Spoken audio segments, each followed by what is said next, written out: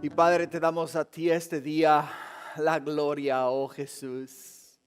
Te alabamos, oh glorioso y maravilloso Rey de Reyes, precioso y maravilloso Señor. Y este día, esta tarde, con gozo, oh Padre Celestial, nos acercamos al trono de tu gracia para pedir, oh Padre Santo, tu bendición, para pedir, oh Señor, que nos des ahora, oh Padre Celestial, el corazón, mi Dios, para escuchar tu voz. El oído, oh Padre mío, para poder, mi Dios, percibir, oh mi Dios, esa bendición divina que viene del cielo. Esas palabras dulces y apacibles que cambian y transforman nuestra vida y nuestro ser. Gracias, Padre. Henos aquí tus hijos. Habla, oh mi Dios, que deseamos escuchar tu voz. Bendícenos y ministranos, te lo pido en el nombre de Jesús, tu Hijo. Amén y amén. Gloria a Dios. Pueden tomar asiento, hermanos. Señor me les bendiga. Bueno, pues para mí es una gran bendición nuevamente estar acá en la casa de Dios. Hay muchas personas, hermanos, enfermos con el problema del COVID. Pastor Michael, que es el pastor de inglés también, y su esposa se dieron que están enfermos. No sabemos si es de ello, pero casi seguro que puede ser que sea también de esa enfermedad. Así es de que si por favor pueden orar por ellos, es de gran importancia, una necesidad tremenda, hermanos, que oremos, mantengámonos unidos en oración, pidiendo por la iglesia, pidiendo por el cuerpo de Cristo, pidiendo que sea el Señor el que nos mantenga hasta ahora. Nosotros podemos decir, hasta aquí nos ha ayudado Jehová, ¿verdad? Nos ha mantenido sanos, nos ha mantenido al pie de la cruz, nos ha mantenido aquí sirviendo al Señor fielmente cada domingo, y nos ha dado la bendición y la oportunidad de hacerlo con la convicción de que el que comenzó la buena obra en nosotros va a ser fiel a terminarla, ¿no? Y Él nos dice en el libro de Isaías que Él es el que nos esfuerza a nosotros con la diestra de su justicia. Entonces estamos nosotros bajo su protección, estamos nosotros bajo su cuidado, pero igual también tenemos que ser nosotros cautelosos, tenemos que tomar las precauciones debidas. Así es de que gloria a Dios por ello. Por favor oren. Los sábados nos juntamos a orar, hermanos, y si ustedes vieran la lista de peticiones de oración que tenemos los sábados para orar, es algo que la verdad es, podemos ver los días y los tiempos en los cuales estamos viviendo, que hay muchas familias enfermas, hay mucha necesidad en el pueblo de Dios, hay mucha necesidad en la iglesia. Así es de que por favor oremos continuamente por nuestros hermanos en Cristo. Amén. Amén. Gloria a Dios.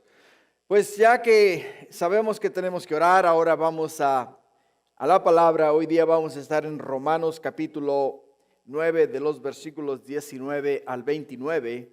Es donde vamos a estar el día de hoy. El tema que vamos a tocar el día de hoy es el problema moral y la elección. El problema moral y la elección es el tema que vamos a estar tocando el día de hoy en Romanos capítulo 9, de los versículos 19 al 29. Hermanos, cuando Dios llama al pueblo de Israel, les llama a ellos, estando ellos como en la posición de esclavos en la nación de Egipto. Y estando ellos en Egipto, recibe Moisés el llamado de Dios, y Moisés desde el desierto es enviado al rey Faraón a Egipto para hablar con híjole, se me fue el nombre. ¿Cómo se llama el rey de Egipto? Con Faraón, hombre, se me fue el nombre de Faraón. Hablar con Faraón.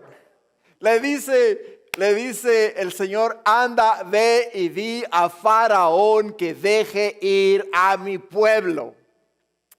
Y el pueblo, cuando llegó Moisés, Hicieron sacrificios, hicieron fiestas, celebraron, dijeron, wow, finalmente Dios se acordó de nosotros y escuchó nuestro gemido. Escuchó nuestro gemido. Pero ellos pensaron que era algo simple, ¿no? Que llegaría a Dios, mandaría a Dios un Salvador como envió a Moisés, y iría a Faraón, y Faraón diría, oh, por supuesto, si Dios es el que lo está pidiendo, pues ¿cómo le vamos a negar lo que nos está pidiendo? Anden ustedes, vayan y adoren a su Dios y sirvan a su Dios. ¿Acaso así fue la historia? No, para nada. Cuando Moisés se presenta a Faraón y está delante de Faraón, ¿qué le dice Faraón? ¿Quién es Dios para que yo le obedezca? ¿Y qué ha hecho él para que yo le conozca? O sea, aquí no hay Dios más que yo. Y les dice a ellos, no van a ir a ningún lado. Es más, incluso dice, si se quieren ir de acá, si quieren ellos, si tienen tiempo para salir y adorar, entonces dóblenle la ración de trabajo. Ahora no les den paja para que hagan ladrillos. Ahora que ellos salgan a buscar la paja para hacer los ladrillos. Y tienen que hacer la misma ración y más todavía.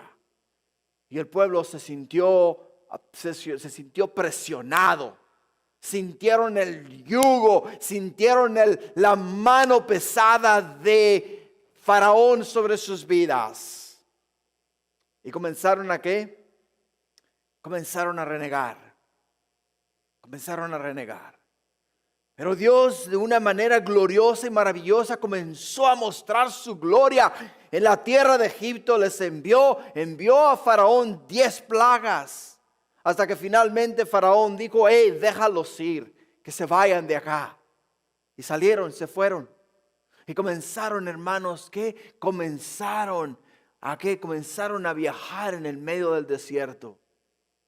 Comenzaron a viajar en el medio del desierto. Llegaron al Mar Rojo, sintieron la presión del ejército de Faraón. Dios abre el Mar Rojo. Pasan ellos por el Mar Rojo. Llegan al otro lado de la ribera del Mar Rojo. Y llegando al otro lado del Mar Rojo, Miriam agarra a las mujeres y con los panderos comienzan a alabar a Dios. Comienzan a glorificar a Dios. Pero era un pueblo, hermanos, que había vivido en el medio de un pueblo inmoral. Un pueblo que había vivido en el medio de un pueblo inmoral. Y por lo tanto, ¿sabes qué es lo que ellos sabían y sabes qué es lo que ellos conocían? La inmoralidad. Por lo tanto, no pasó mucho tiempo hasta que el pueblo de Dios se corrompió. Y cuando el pueblo de Dios se corrompe, Dios le duele en el corazón y le dice a Moisés, este pueblo es pueblo de dura cerviz. Dice, los voy a destruir a todos. Moisés, de ti voy a hacer un pueblo nuevo. Moisés intercede a favor de la nación de Israel y le dice, Señor, no hagas tal cosa. Y Dios escucha la voz de Moisés y perdona al pueblo. ¿Por qué? Porque aunque era un pueblo inmoral, aunque era una nación que se había apartado de la voluntad de Dios, del plan de Dios, Dios tenía o había puesto un llamado en ellos. Los había elegido ¿para qué? Para que a través de ellos viniese a nosotros el Salvador del mundo, Jesús el Hijo de Dios. Por lo tanto, a pesar de su inmoralidad, a pesar de la condición del pueblo, Dios tuvo de ellos misericordia y los perdonó. Por ello es que podemos ver que el problema moral del pueblo no fue un problema para Dios, porque ellos habían sido llamados para servir a Dios. Así es de que podemos ver y entender con claridad que cuando Dios, hermanos, pone en nosotros el llamado a servirle a Él, no importa la condición en la cual tú estés, no importa las cosas que tú hayas hecho, No importa la clase de vida que hayas vivido, no importa en la condición en la cual tú te encuentres en estos momentos, porque Dios está dispuesto a perdonar, está dispuesto a comenzar una obra nueva y fresca en nuestras vidas. Eso es lo que podemos ver y vamos a mirar en el capítulo que vamos a estudiar este día. Pablo ha expuesto el principio de la elección y ha citado 3 ejemplos de la historia de Israel. Citó a Isaac, citó a Ismael, citó a Jacob y también citó a Esaú. Y nos dio a nosotros el caso de Faraón para decirnos a nosotros que no importa cuán duro y cuán difícil sea el hombre, Dios siempre hace su voluntad, porque ese es Dios. Y esa es la voluntad de Dios. La voluntad de Dios era ¿qué? La voluntad de Dios era demostrar su gloria aún en aquellos que su corazón se había endurecido tan duro como una roca. Y aún en esa condición dijo Dios, ok, tú vas a ver que tú vas contrario a mí. Yo voy a mostrar mi gloria sobre tu vida, sobre tu ser, para que el mundo me conozca. Que mis planes no pueden ser interrumpidos por la mente y el corazón de un hombre, porque Dios es soberano sobre todas las cosas. Así es de que te asusta lo que está pasando en los días de hoy. A mí no, para nada. Al contrario, digo, Señor, puedo ver tu mano obrar en todo lo que está ocurriendo en los días que estamos viviendo. Porque eres tú, mi Dios, soberano Rey. No hay hombre que pueda interrumpir tus planes. No hay hombre que pueda interrumpir la obra gloriosa y maravillosa que Dios, está haciendo en los últimos días o en los días que estamos viviendo. Por ello, te puedo decir con claridad que aún Dios, en el medio de la situación en la cual nos encontramos, en el medio de esta pandemia y en el medio de lo que de la nueva administración que acabamos de inaugurar, se puede glorificar de una manera gloriosa y maravillosa, porque Él es soberano Rey sobre todas las cosas. Así es de que Pablo no solamente nos ha hablado acerca de estos personajes, Isaac, Ismael, Jacob, Esaú y Faraón, sino que ahora pasamos, hermanos, al tema de la justicia de Dios. Pasamos al tema de la justicia de Dios, pasamos al tema de la elección de Dios, del plan de Dios, de lo que Él tiene, de lo que Él quiere, de lo que Él va a hacer y de lo que Él va a cambiar en el proceso, porque esa es la voluntad de nuestro Dios. Y en el versículo 19 comienza Pablo con 2 preguntas. Y dice así el versículo 19 de Romanos capítulo 9, pero me dirás, ¿por qué pues inculpa? ¿Por qué? ¿Quién ha resistido a su voluntad? Pablo acá, con estas 2 preguntas, simple y sencillamente nos está diciendo que si Dios escoge y rechaza, perdona y castiga a quienes le place, ¿quiénes somos nosotros para cuestionar la voluntad de Dios, el plan de Dios, lo que Dios ha hecho y está haciendo para llevar a cabo el plan redentor o el plan salvador que Él tiene en mente? Ninguno de nosotros podemos entorpecer los planes de Dios. Simple y sencillamente, hermanos, no podemos nosotros meternos en el medio de los planes de Dios. No podemos. Por eso dice, ¿por qué?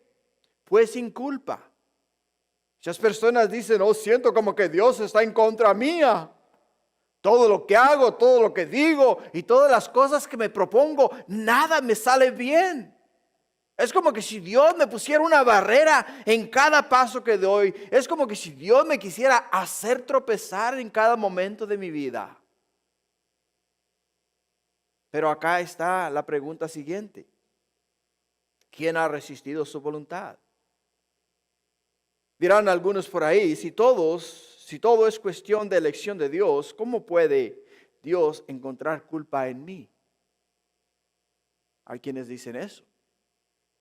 Bueno, si ya Dios me eligió, entonces no importa lo que pase en la vida, yo ya estoy en el lado o en el equipo de Dios. Pero si no estoy en los elegidos de Dios, entonces, ¿cuál es el propósito de mi vida acá en la tierra? ¿A dónde voy? ¿Cuál es mi fin? ¿Cuál es mi esperanza? La esperanza de Dios, hermanos, o sea, en la voluntad de Dios, es como nos dice la Escritura. Él no quiere que nadie se pierda, quiere que todos procedamos ¿a qué? Procedamos al arrepentimiento. ¿Qué es lo que estorba, hermanos, para que el plan de Dios se cumpla en nuestras vidas? ¿Son los planes de Dios? ¿Es la voluntad de Dios? ¿Crees tú? ¿O crees tú que Dios te ha dado la espalda a ti? ¿O crees tú que Dios se ha tornado en contra tuya? No. Ninguna de esas cosas es posible. ¿Por qué? Por el simple y sencillo hecho de que podemos entender lo que nos dice Juan 3:16.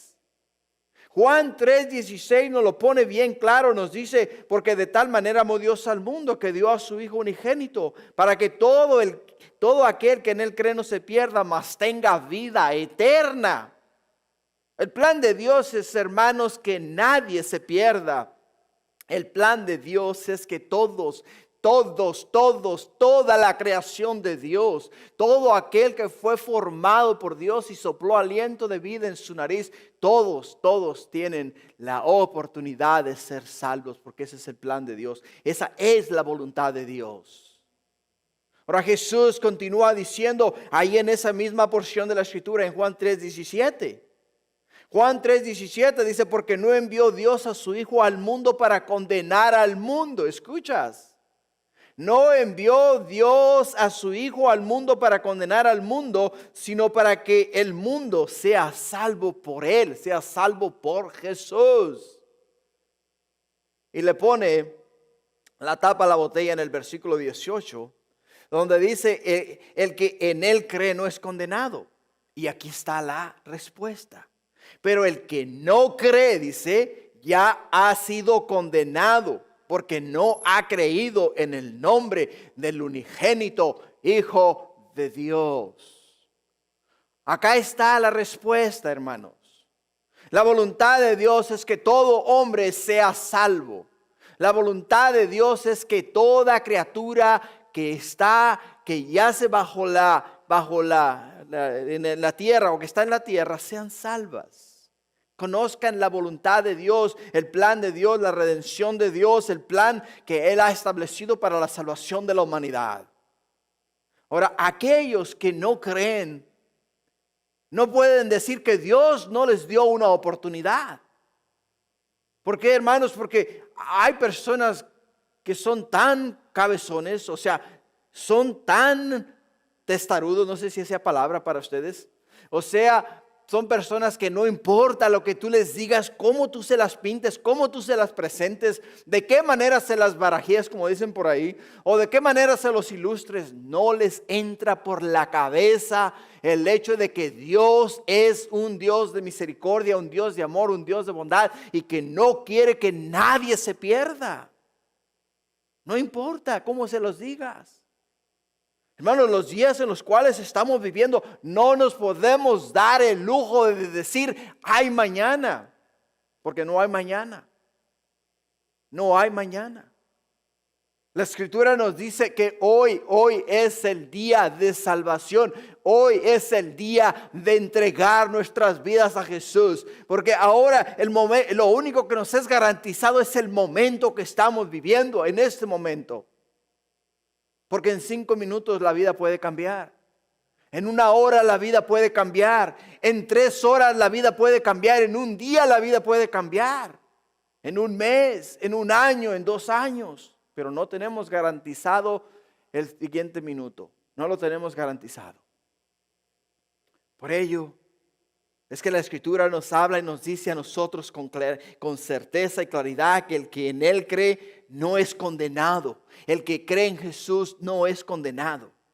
pero el que no cree ya ha sido condenado porque no ha creído en el nombre del unigénito Hijo de Dios. Continuando acá en Romanos 9:20, dice más, antes, oh hombre, ¿quién eres tú para que alterques con Dios?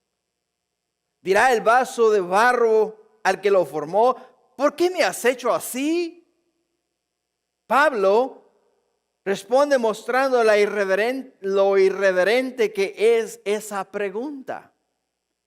Si Dios dice que Él elige y si Dios también dice que somos responsables ante Él, ¿quiénes somos nosotros para cuestionarle?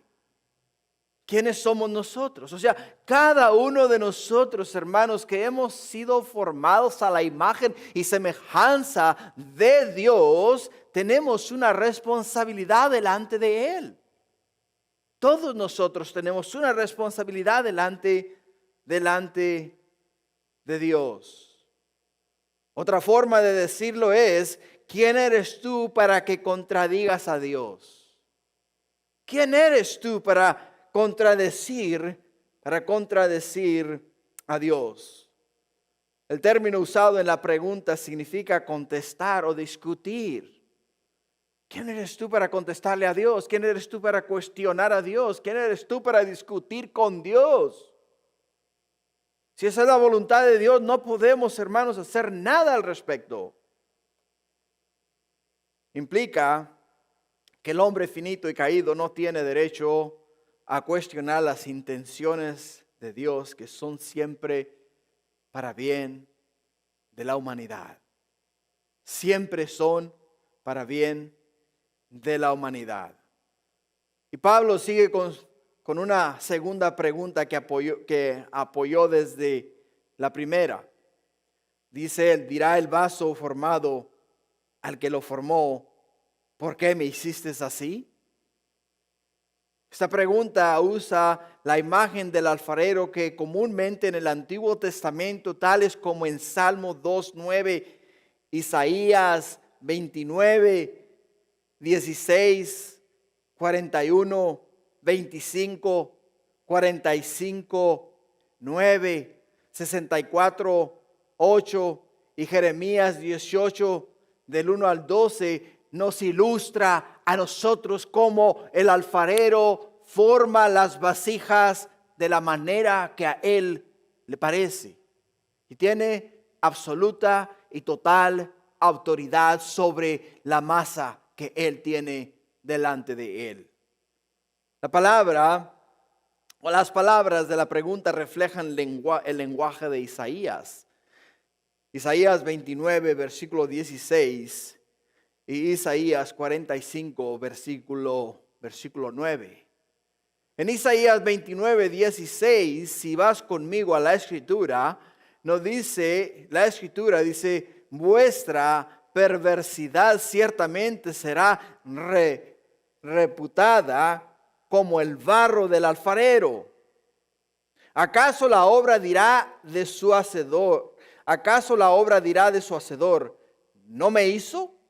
Dirá la vasija de aquel que le ha formado, ¿no entiendo? O sea, Isaías, acá en el capítulo 29, versículo 16, nos está ilustrando a nosotros que una vasija de barro no puede mirar hacia su hacedor y decirle al hacedor, óyeme, tú no me hiciste. O simple y sencillamente decirle, no entiendo el propósito para que me hiciste. Es lo que Isaías nos está ilustrando a nosotros. La Escritura, hermanos, nos dice a nosotros que nosotros fuimos formados ¿de dónde? Fuimos formados de la tierra, o sea, somos barro nosotros, en las manos del alfarero. Ahora nosotros, hermanos, ¿crees tú que tengamos en nosotros deba de haber esa misma expresión, tal como la que nos ilustra aquí Isaías? Dirá la vasija a aquel que le ha formado, no entiendo para qué me formaste. ¿Sabes tú acaso el propósito de Dios en tu vida? ¿Sabes para qué te formó? ¿Sabes para qué te puso aquí en la tierra? ¿Sabes cuál es el propósito de un vaso cuando lo forma el alfarero? ¿Para qué lo quiere el vaso? Para que lo llene de agua y entonces le sirva para tomar agua. Es el propósito del vaso. Nosotros, hermanos, hemos sido formados para reflejar la gloria de Dios. Porque hemos sido hechos a la imagen y semejanza de Dios. El mundo, hermanos, debe de ver en nosotros la imagen de Dios. Debe de ver en nosotros el corazón de Dios. Debe de mirar en nosotros la mente de Dios. Debe de mirar en nosotros la luz de Dios, la gloria de Dios. Porque Isaías 45:8, ¿qué nos dice? Dice: rociad cielos de arriba las nubes, destilen la justicia. Ábrase la tierra y produzcanse la salvación y la justicia. Háganse brotar juntamente. Yo, Jehová, lo he creado, dice, versículo 9. Ay del que pleitea con su hacedor, el tiesto con los tiestos de la tierra. Dirá el barro al que lo labra: ¿qué haces? A tu obra, ¿no tienes manos? O sea, Isaías lo ilustra de una manera gloriosa y maravillosa. Nos habla acerca de Dios, de la salvación de Dios, de la gloria de Dios. Y después nos dice a nosotros: ustedes que no se dan cuenta la condición en la cual ustedes están. ¿No se han dado cuenta que ustedes en las manos de Dios simple y sencillamente son vasos de barro? Ahora, hay vasos de barro de gloria, hay vasos de barro para otros propósitos. Pero cada uno de nosotros hemos sido formados por Dios con un propósito en la vida. Y el propósito de Dios en la vida para nosotros, nuevamente te reitero, es reflejar su gloria, reflejar quién Él es, reflejar que Él es un Dios de gracia, de amor, de bondad y de misericordia. En el versículo 21 del capítulo 9 de Romanos nos dice: oh, ¿no tiene potestad el alfarero sobre el barro para hacer de la misma masa un vaso para honra y otro para deshonra? Acá el apóstol Pablo sigue usando la analogía del alfarero, pero mientras la pregunta anterior se hacía desde la perspectiva del vaso, ahora la pregunta se hace desde la perspectiva del alfarero. O sea, muy distinto. La lógica de la ilustración es clara. La misma naturaleza del trabajo del alfarero requiere que él pueda concebir y producir con el mismo barro vasos de diferentes fines. En algunos casos honrosos y en otros casos comunes. O sea, literalmente vasos de honra y vasos de deshonra. Es lo que nos dice acá. La conclusión es que Dios es libre de destinar a los hombres para diferentes funciones en el curso de la historia. En el curso de la historia de la redención del hombre. Hermanos, entendamos algo. Cuando vemos el ejemplo ilustrado en el capítulo 9 de la nación de Israel, miramos el plan de Dios para su pueblo, para su nación. Podemos mirar claramente que ellos tropezaron muchas veces porque se desviaron de la voluntad de Dios. Se fueron tras dioses paganos. Sirvieron, podemos ver en el libro de Jueces, a los Baales. Sirvieron al dios Maloc. Quemaron incienso y sacrificaron sus propios hijos.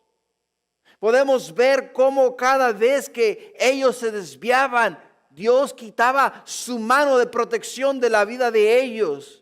Y automáticamente los opresores del pueblo de Israel venían y los oprimían y los hacían llorar Y el momento que ellos se sentían acorralados y llegaban a un callejón sin salida, miraban hacia frente una pared, miraban hacia la izquierda una pared, miraban hacia la derecha otra pared, miraban hacia atrás y el enemigo estaba detrás de ellos. Y lo único que les quedaba a ellos era ¿qué? Elevar sus ojos al cielo y decir: Padre, perdónanos, hemos fallado. Hemos fallado. Y desde allá de la gloria, Dios en su infinita misericordia siempre envió a un libertador, un salvador.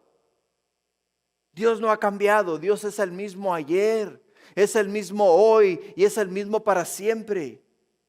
Lo que quiere decir, hermanos, que si estamos nosotros pasando por tiempos difíciles en la vida, si nosotros en estos momentos sentimos que en el frente tenemos una pared, a mano izquierda tenemos otra pared y a mano derecha otra pared y atrás tenemos los viles, tenemos las enfermedades, tenemos infinidad de cosas, pues entonces, hermanos, levantemos los ojos al cielo y digamos: Padre, te necesitamos. Necesitamos que derrames de tu gloria. Necesitamos que derrames de tu sanidad sobre la nación, sobre las personas, y que se haga notorio tu poder en el medio nuestro. Lo vamos a ver, porque estamos clamando a Dios de lo más profundo de nuestro corazón. Estamos clamando a Él y Él nos va a escuchar. Continuando en el versículo 22 del capítulo 9.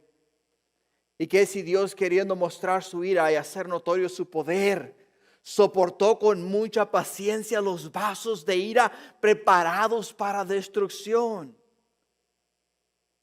El énfasis principal de este versículo es la palabra paciencia, que en griego es macrotumia, que significa tolerancia. Tolerancia.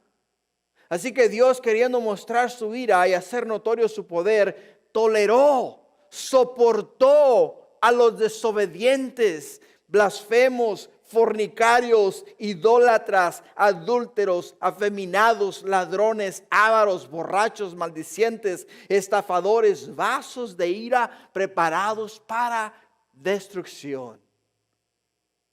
La palabra destrucción acá en griego es apoleia, que significa perdición espiritual eterna.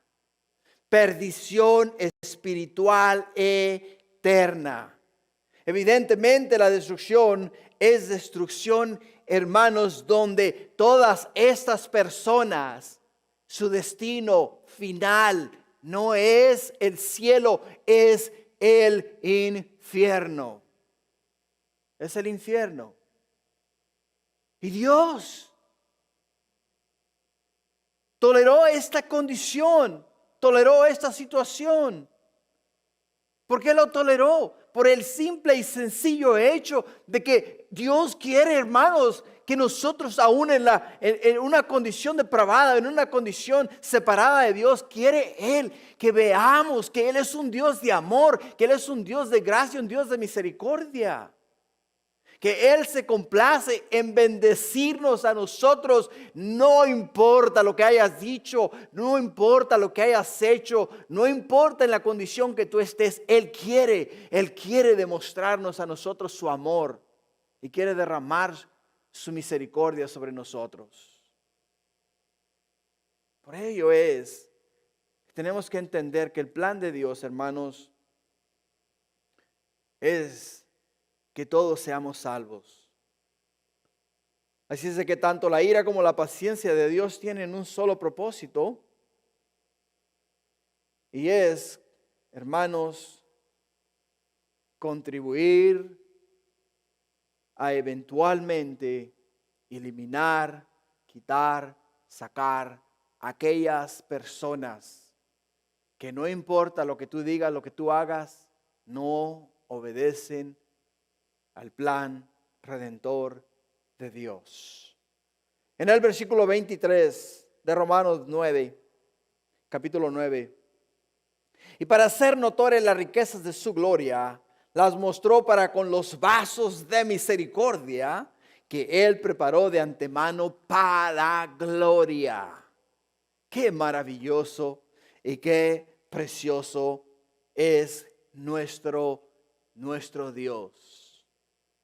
Si fuésemos nosotros ahora en ese momento y abriésemos el libro de Éxodo y comenzásemos nosotros a leer acerca de cuando Dios trae las plagas sobre Egipto y cómo todas las plagas afectaban la tierra de Egipto, mas la tierra donde estaba la nación de Israel no fue afectada en lo absoluto.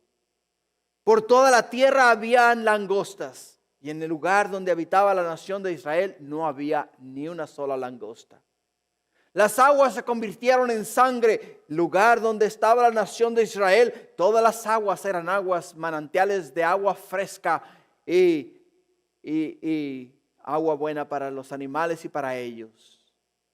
Podemos ver, hermanos, que cuando Dios envía la última plaga, que Dios le dice a Moisés: ay, Moisés, ve y degolla un cordero blanco, puro y sin mancha. Y cuando saquen la sangre, dice, agárrala y ponla en los dinteles de la puerta, porque cuando el ángel de Jehová pase, dice, y vea la sangre va a ser un indicativo de que dentro de ese hogar vive un hijo de Dios.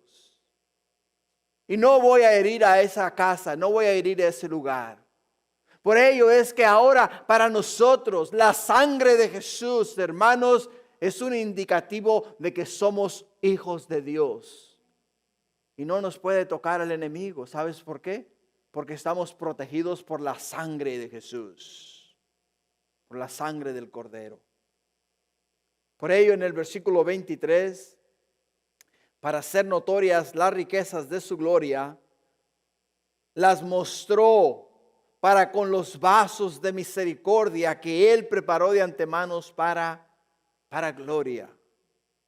¿Quiénes son aquellos los cuales Él preparó?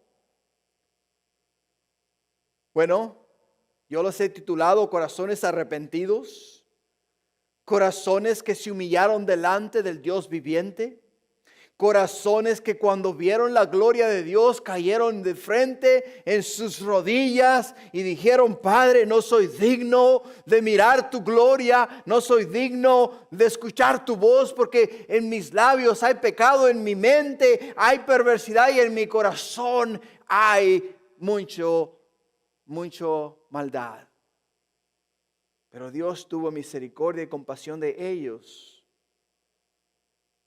y les perdonó sus pecados, les perdonó sus fechorías, limpió su mente, limpió su corazón, limpió su caminar. Y no solamente eso, sino que les preparó para ser usados para el reino de Dios con poder y gloria y llevar el mensaje, las buenas nuevas de salvación al mundo y hablar al mundo del plan redentor de nuestro Dios. Así es de que entiende algo. Estás acá este día y has hecho una confesión de fe y Cristo Jesús es Señor de tu vida. Pues nos dice acá la Escritura que para Dios hacer notoria las riquezas de su gloria, Él mostró para con los vasos de misericordia, o sea, para con nosotros, que tuvo misericordia de nosotros. Tuvo misericordia de aquellos que se arrepintieron delante de Dios, doblaron sus rodillas, cayeron ante la presencia del Dios Altísimo y dijeron: Padre, heme aquí pecador, perdona mis pecados, te acepto como mi Salvador. Y ahí dejó caer su gloria.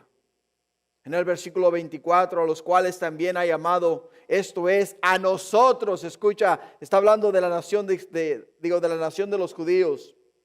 No solo a los judíos, sino también de los gentiles, a nosotros. A nosotros. El apóstol Pablo está diciendo: y ustedes que me escuchan, a los cuales estoy enviando esta carta, y ustedes que la van a leer, que son de la descendencia de Abraham, escuchen bien que la misericordia, el amor, la gracia de Dios es sobre nosotros los israelitas, pero no solamente sobre nosotros, sino también sobre los judíos. sino también sobre los gentiles. Por ello es que este día nosotros podemos, ¿qué? Nosotros podemos gozarnos juntamente con el pueblo de Dios, juntamente con los judíos. ¿Por qué? Porque también Dios nos ha tomado en consideración. También nosotros hemos sido elegidos. Hemos sido elegidos para mostrar la gloria y el poder de nuestro Señor. Ahora mírate y pregúntate, ¿qué he hecho yo para que Dios haga notoria al mundo su gloria en mí? ¿Qué has hecho? ¿Qué hemos hecho, hermanos, para que Dios haga notoria su gloria en nosotros? La respuesta es simple: creer en su amor, creer en su misericordia, ofrecida a los judíos y ofrecida a nosotros, los gentiles. En el versículo 25 y 26 nos dice el apóstol Pablo, como también en Oseas dice, llamaré pueblo mío al que no era mi pueblo, y a la no amada, amada. Y en el lugar donde se le dijo, vosotros no sois pueblo mío, allí serán llamados hijos del Dios viviente. En apoyo del argumento que viene desarrollando el apóstol Pablo, ahora incluye en la carta una cadena de citas del Antiguo Testamento, tales como citas en Oseas y en Isaías. En primer lugar, cita Oseas capítulo 2, versículo 23. El profeta Oseas aprendió a ver en la infidelidad de su propia mujer una ilustración de la fidelidad de Dios y de la infidelidad de las 10 tribus del reino del norte.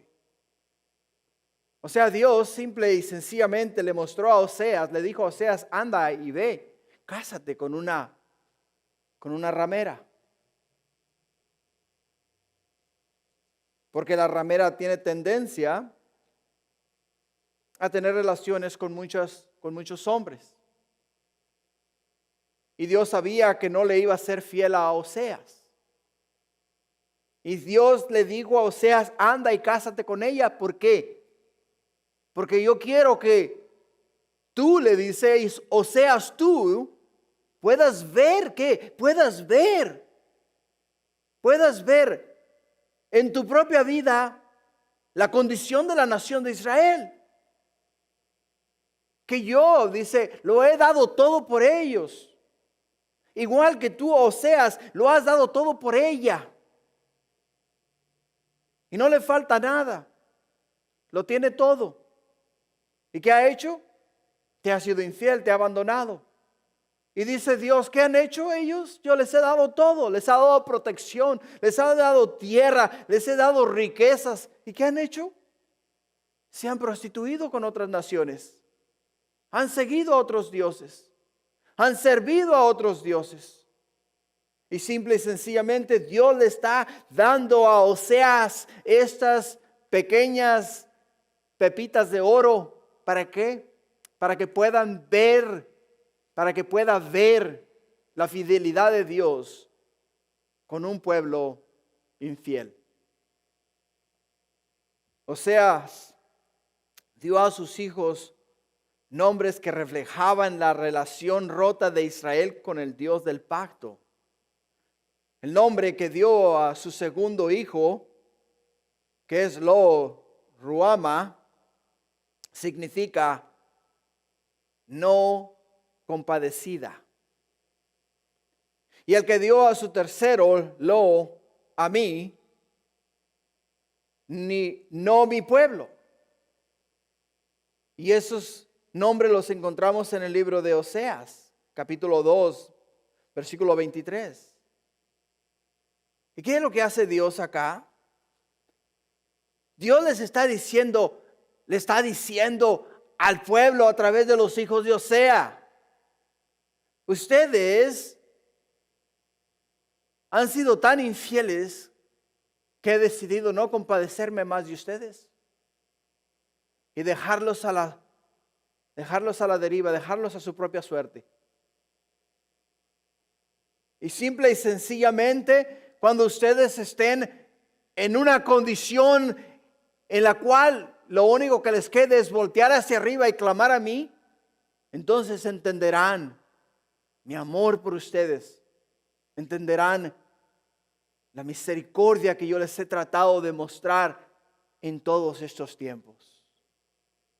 Y el apóstol Pablo apela a esas escrituras por el simple y sencillo hecho de que quiere que sus lectores, que eran los judíos, los cuales iban a recibir esta carta, y nosotros este día que estamos igual leyendo esta carta, hermanos, podamos entender que aún en la condición de infidelidad del pueblo de Dios, Dios les perdonó a ellos, y no solamente que les perdonó a ellos, sino que también perdonó a la nación o al pueblo gentil, que somos nosotros. No había esperanza para el pueblo gentil, pero Dios en su infinita misericordia nos dice a nosotros, simple y sencillamente, dice que iba a llamar pueblo al que no era su pueblo, que somos nosotros. Ahora somos pueblo escogido de Dios. Ahora hemos sido, hermanos, escogidos con el propósito de hacer brillar la gloria de nuestro Dios. Ve conmigo a primera de Pedro, capítulo 2, versículo 9. El apóstol Pablo lo ilustra de la siguiente manera. Dice: mas vosotros sois linaje escogido, real sacerdocio, nación santa, pueblo adquirido por Dios, para que anunciéis las virtudes de aquel que os llamó de las tinieblas a su luz admirable. Vosotros que en otro tiempo no erais pueblo, en otro tiempo no erais pueblo, pero ahora sois pueblo de Dios. Que en otro tiempo no habías alcanzado misericordia, pero ahora habéis alcanzado misericordia. O sea, ahora hemos alcanzado misericordia. Y hemos venido a ser, ¿qué, hermanos? Hemos venido a ser linaje escogido, real sacerdocio, nación santa, pueblo apartado para el servicio de Dios. Por ello es que cuando te preguntes, ¿cuál es mi propósito en la vida? ¿Por qué Dios me salvó? Dios te ha salvado, hermano, para que el mundo a través de ti pueda ver su gloria y le sirvas a Él. Le sirvas a Él. Hay mucho por hacer en el reino de Dios. Hay mucho por hacer en el reino de Dios. Es como nos dice Jesús, que nosotros somos ¿qué? Somos el cuerpo. Somos la iglesia es el cuerpo de Cristo. Y el cuerpo, hermano, se compone de muchos miembros. Y cada miembro tiene su función. El pie para sostener el cuerpo. Las manos para poder asear al cuerpo. La mente para dirigir el cuerpo. La boca para alimentar al cuerpo. Los ojos para guiar al cuerpo. Los oídos para escuchar la información que el cuerpo necesita para poderse mover. Pero somos un cuerpo, cada uno de nosotros, hermanos, tenemos una función distinta en el reino de Dios. Y si no estás ejerciendo ninguna de ellas, es tiempo que comiences a pedirle al Señor que te muestre el don que Él te ha dado y lo comiences a ejercer en el pueblo de Dios, para la gloria de Dios. Para terminar, versículo 27, 28 y 29 dice: también Isaías clama tocante a Israel: si fuera el número de los hijos de Israel como la arena del mar, tan solo el remanente será salvo. Porque el Señor ejecutará su sentencia sobre la tierra en justicia y con prontitud. O sea, acá en estos dos versículos, en el 27 y en el 28, Pablo cita a Isaías capítulo 10, versículos 21 y 22. El profeta está afirmando que a pesar de ser numeroso el pueblo de Israel, solamente una pequeña parte de los hijos de Israel iban a regresar del exilio cuando los asirios los sacaron de sus tierras. ¿Por qué razón? ¿Por qué razón? Porque mucha gente, hermano, muchas personas son como el camaleón. ¿Sabes cómo es el camaleón, no? Se adaptan al lugar donde están. Si están en un árbol verde, pues se tornan verdes. Si están en la arena, se tornan del color de la arena. Si están en un tronco café, se tornan en color café. O sea, se adaptan al ambiente o al lugar donde ellos están. Y dice Dios, muchos, la mayoría, pongámosle el 80% de todos los que van a ser exiliados, o sea, se van a ser llevados cautivos a Asiria, solamente el 20% va a regresar nuevamente a la tierra prometida. ¿Por qué Pablo nos trae a nosotros esto el día de hoy? Porque no quiere que seamos camaleones. No quiere, hermanos, que nos adaptemos nosotros al mundo. No quiere que si vamos a trabajar y estamos trabajando en un ambiente donde lo único que escuchamos es malas palabras, chistes obscenos y revistas que no debemos de mirar. Él no quiere que nos adaptemos a esa condición. Él quiere que cuando nosotros lleguemos a ese lugar, todas las personas cuando sientan nuestra presencia y el entrar a ese lugar, ellos puedan decir, oh, cuidado. Porque este es un hijo del Dios Altísimo. Midan sus palabras. Cierren sus revistas. Y por favor, ni un solo chiste sucio. Nadie diga nada. ¿Por qué, hermanos? Porque saben que el momento que tú entras en ese lugar, tú eres la sal de la tierra que cambia el sabor, el ambiente de ese lugar. Pero si tú entras a ese lugar y los chistes están al 2 por 1 y todo el mundo riéndote y tú los escuchas y a la par te ríes con ellos y también te avientas tus 2, 3 chistecitos y también le ojeas a la revista aquella, entonces eres un camaleón. Porque te estás adaptando al ambiente. Y el apóstol Pablo nos dice a nosotros que no quiere que nosotros seamos tales personas. ¿Por qué razón no quiere que seamos tales personas? Porque quiere decir que vamos a perecer, hermanos. Y no vamos a regresar, no vamos a entrar a la tierra prometida, no vamos a entrar a la promesa de Dios. La mansión la cual Cristo Jesús ha ido a preparar en el cielo para ti, para mí. ¿Sabes qué es lo que va a pasar? Se va a quedar vacía. Porque nosotros optamos, ¿por qué? Optamos por acoplarnos al ambiente. Y mientras nos acoplamos al ambiente, estamos perdiendo nuestra mansión en el cielo, estamos perdiendo nuestra relación con Dios y se está yendo de nuestras manos la bendición de nuestro Padre. Así es de que, iglesia, el versículo 28 simple y sencillamente nos dice que el Señor ejecutará su sentencia sobre la tierra en justicia con prontitud. Con prontitud. O sea, muchos dicen, bueno, ya ha pasado mucho tiempo desde que se habla del regreso de Jesús. Hacen ya casi 2000 años y nada ha pasado. Es un cuento de nunca acabar. Es un mito, eso nunca va a pasar. Va a pasar. Créemelo, va a pasar.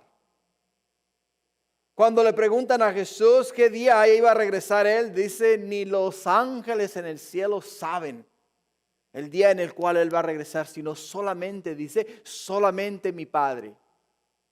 Si vamos al libro de Génesis capítulo 18 y leemos en Génesis capítulo 18, hermanos, miramos cómo Dios envió, ¿qué? Dios envió 3 ángeles a la tierra a mirar, ¿qué? A mirar la condición de la ciudad de Sodoma y la ciudad de Gomorra.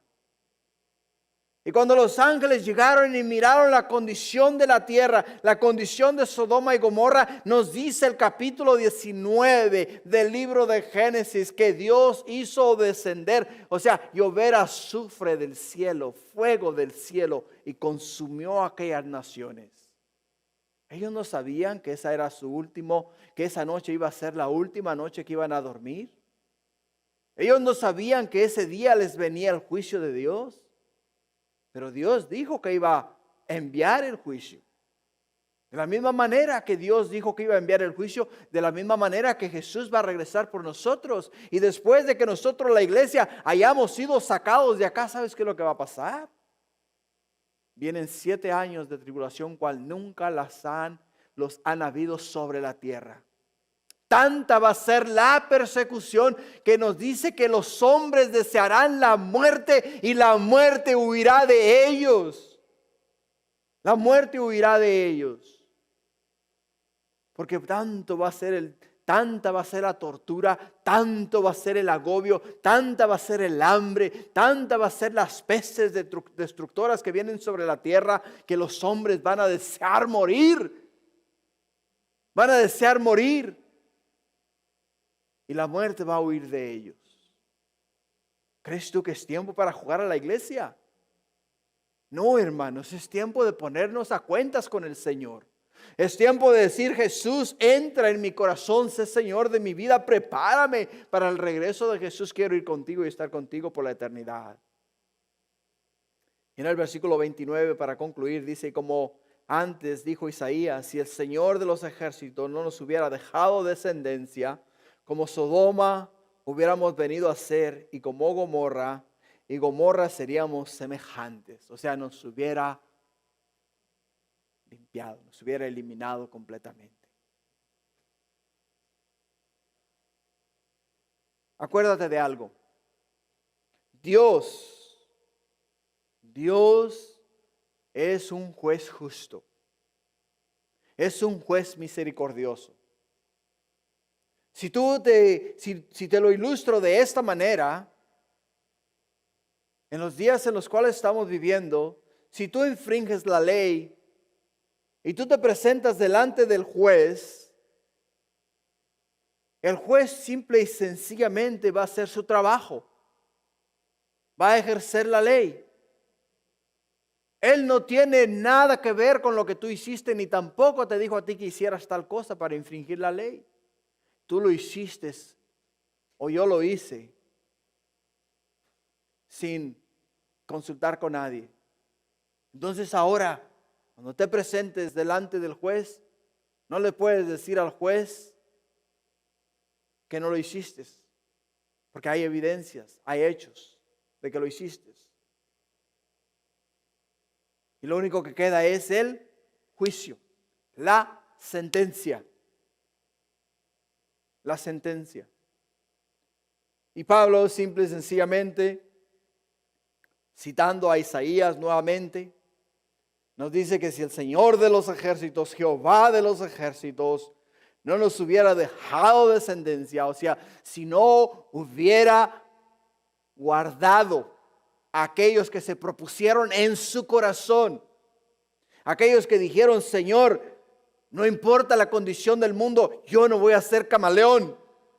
Yo me voy a mantener fiel, firme a ti, a tu palabra, a tus mandamientos, a tus estatutos, a tus decretos. Te voy a obedecer cada día de mi vida. Mis ojos van a estar puestos en el cielo, de donde vendrá mi socorro. Mi socorro viene de Jehová. Ahí voy a tener mis ojos puestos yo.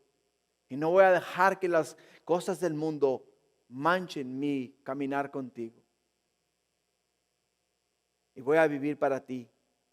A esas personas son a las cuales Dios protege para seguir avanzando, seguir llevando hacia adelante, ¿qué? Seguir llevando hacia adelante su palabra, avanzando su reino. Así es de que, iglesia, en esta sesión de la epístola, el capítulo 9 de los versículos 1 al 29, Pablo ha demostrado que el propósito de Dios para Israel no ha fracasado. No ha fracasado. Aún a pesar de su infidelidad, a través de los años, Dios no los ha abandonado. Siguen siendo la niña de sus ojos. Siguen siendo su pueblo escogido. Siguen siendo aquellos los cuales al final de todas las cosas servirán un gran propósito para su reino aquí en la tierra. Y en el proceso a ti y a mí nos ha injertado y nos ha llamado a los que no éramos pueblo, pueblo suyo. Nos ha hecho sacerdotes, real sacerdocio, pueblo escogido de Dios. Así es de que salimos ganando nosotros. Aunque ellos han padecido mucho a causa de su infidelidad, Dios no los ha abandonado ni los ha dejado. Así es de que no te olvides de eso.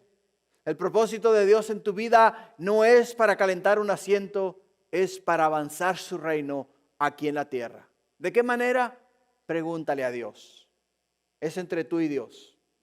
No me escuches a mí, escucha a Dios. Él tiene un don que ha dado a cada uno de nosotros. Y ese don que nos ha dado a cada uno de nosotros tenemos que ponerlo a trabajar para su reino. Y eso es lo que Dios quiere en nuestras vidas y lo que Dios quiere hacer en nuestro corazón. Amén. Vamos a orar. Padre, tu palabra es como una espada de dos filos que, Padre, penetra hasta lo más profundo de nuestro ser y, Padre mío, discierne aún los pensamientos más ocultos y nos revela nuestra condición. Y este día no ha sido la excepción. Yo sé, oh Padre Celestial, que hoy día tu palabra ha sido, Padre mío, directa. Padre Santo, no, mi Dios, reservaste nada, sino que lo dijiste tal y como tú lo escribiste, Padre. Y Padre mío, si hay alguien acá que se ha ofendido, yo te pido, mi Señor Jesús, que tú seas con esta persona, puedan entender en su corazón que el Padre al que ama disciplina.